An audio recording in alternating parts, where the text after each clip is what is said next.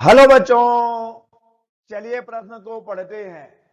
जब तरंग दैर्घ्य 6000 एंगस्ट्रॉम का प्रकाश प्रयोग किया जाता है तो एक सूक्ष्मदर्शी 0.1 मिलीमीटर दूरी पर रखी दो वस्तुओं को विभेदित कर पाता है। यदि 4800 एंगस्ट्रॉम तरंग दैर्घ्य का प्रकाश प्रयुक्त हो तो विभेदन सीमा हो जाएगी। दिए गए विकल्प हैं ए 0.80 मिलीमीटर, बी 0.10 मिलीमीटर, सी 0.12 मिलीमीटर या फिर डी 0.08 मिलीमीटर। तो चलिए बच्चों, सबसे पहले लिख लेंगे हम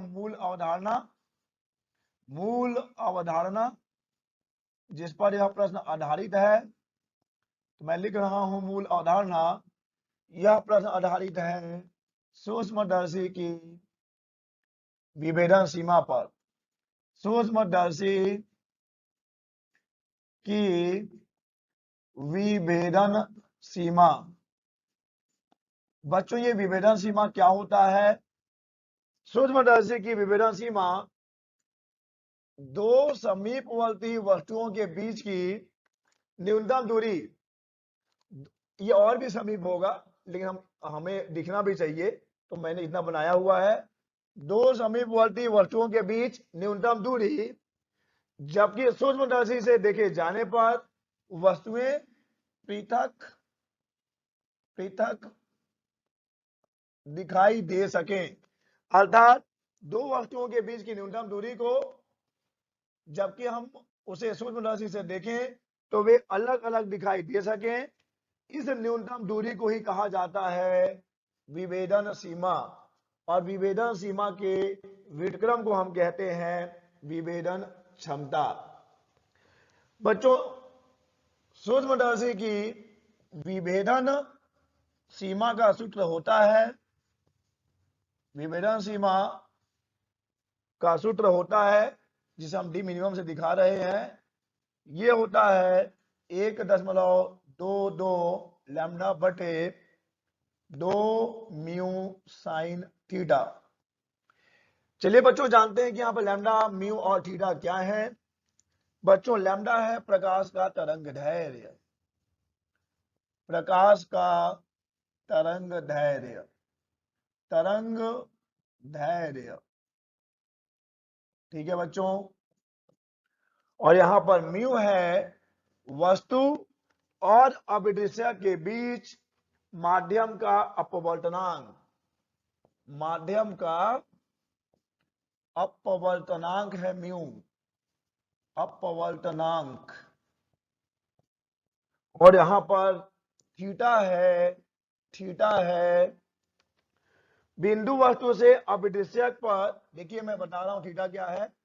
ये रहा बिंदु वस्तु, इस बिंदु वस्तु से अभिदृश्यक, ये जो हमारा अभिदृश्यक लेंस है, इस पर आपतित होने वाले प्रकाश का, देखिए ये प्रकाश आपतित हो रहा है, इस कोण के आधे को ही हम कहते हैं अर्ध शीर्ष कोण, और इसे ही हमने थीटा से दिखाया है अर्ध शीर्ष कोण, अर्ध शीर्ष कोण। तो चलिए बच्चों, इस मूल अवधारणा की सहायता से हम दिए गए प्रश्न को हल करेंगे और पता करेंगे कि इनमें से कौन सा विकल्प सही है।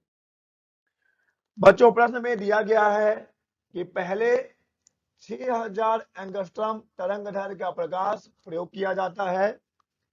अर्थात यहां पर लैम्डा 1 का मान दिया गया है, लैम्डा 1 बराबर दिया गया है 6000 एंगस्ट्रॉम। तो यहां पर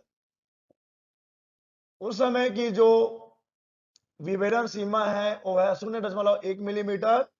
तो इसे हम D1 का नाम दे देते हैं। D1 का मान है 0.1 मिलीमीटर। जरा मात्रकों पे ध्यान दीजिएगा, ये एंगस्ट्रॉम है और ये मिलीमीटर है। उसके बाद हम प्रयोग करते हैं 4800 एंगस्ट्रॉम, अर्थात हमारे पास लैम्डा 2 बराबर है 4800 एंगस्ट्रम। तो अब हमें पता करना है कि इस समय विभेदन सीमा कितनी हो जाएगी, अर्थात हमें मान ज्ञात करना है D2 का। ठीक है बच्चों, तो चलिए हम मूल अवधारणा में लिखे गए सूत्र का प्रयोग करते हैं। पहले D1 के लिए हम लिखेंगे तो D1 बराबर हो जाएगा 1.22 लैम्डा 1 बटे 2 म्यू साइन थीटा। बस हमने प्रकाश का तरंग बदला है, बाकी सब चीजें समान ही है।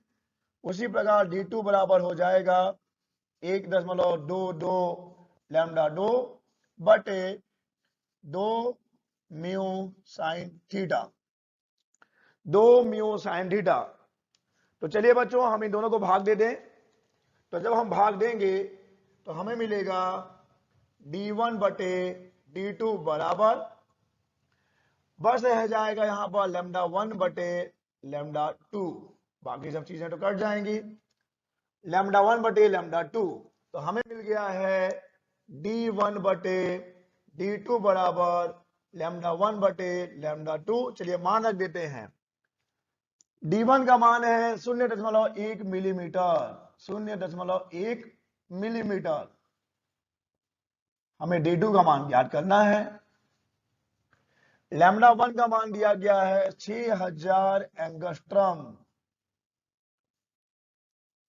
हमें मालूम है कि 1 एंगस्ट्रम बराबर होता है 10 के घात में -10 मीटर।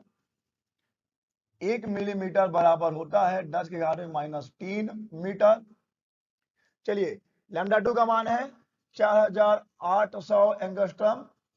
तो यहां से एंगस्ट्रम की कहानी खत्म हो जाएगी, ये 2 शून्य भी खत्म हो जाएंगे। चलिए इसे काट दें तो ये हो जाएगा 15 चौक 60 और 12 चौक 48। ये हो जाएगा 5 तिया 15, 5 तिया 15, 4 तिया 12। तो हमें मिल गया है 0.1, ये मिलीमीटर में है भूलिए मत, बटे D2 बराबर यहां पर मिल गया है 5 बटे 4, 5 बटे 4, 5 बटे 4। तो यहां से हमें D2 मिल जाएगा, D2 बराबर 4 बटे 5 गुणा 0.1 मिलीमीटर, 0.1 मिलीमीटर। तो अगर हम इसे गुणा कर दें तो यह हो जाएगा 0.4 बटे 5। आंसर मिलेगा हमें, उत्तर मिलेगा मिलीमीटर में। 0.4 बटे 5 करने पर हमें D2 का मान मिलेगा 0.08 मिलीमीटर। D2 का मान हो जाएगा 0.08 मिलीमीटर। तो बच्चों दिए गए प्रश्न का सही विकल्प हो जाएगा D, 0.08 मिलीमीटर। आशा करते हैं आपको समझ आया होगा। धन्यवाद।